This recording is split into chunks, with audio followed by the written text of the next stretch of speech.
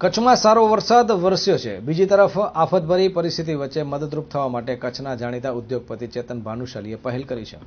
આગામી શનિ અને રવિવારે ચેતનભાઈ ભાનુશાલી કચ્છની મુલાકાતે આવ્યા હતા। કચ્છના સારો વરસાદ પડે એવી મા આશાપુરાને માતાજીને ઈષ્ટદેવને પ્રાર્થના કરી હતી।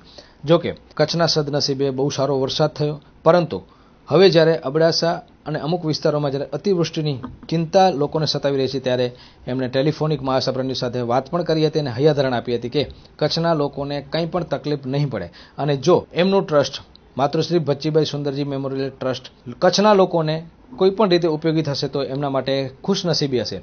ત્યારે ખાસ કરીને ચેતનભાઈ ભાનુશાલીએ પણ કચ્છના લોકોને ચિંતા નહીં કરવાનું અને મેઘકૃપા વરસી છે ત્યારે થોડી ઘણી ચિંતા હોય ત્યારે પણ લોકોને કોઈ પણ ચિંતા કરવાની જરૂર નથી, તકલીફ પડી હોય તો પણ ચિંતા કરવાની જરૂર નથી।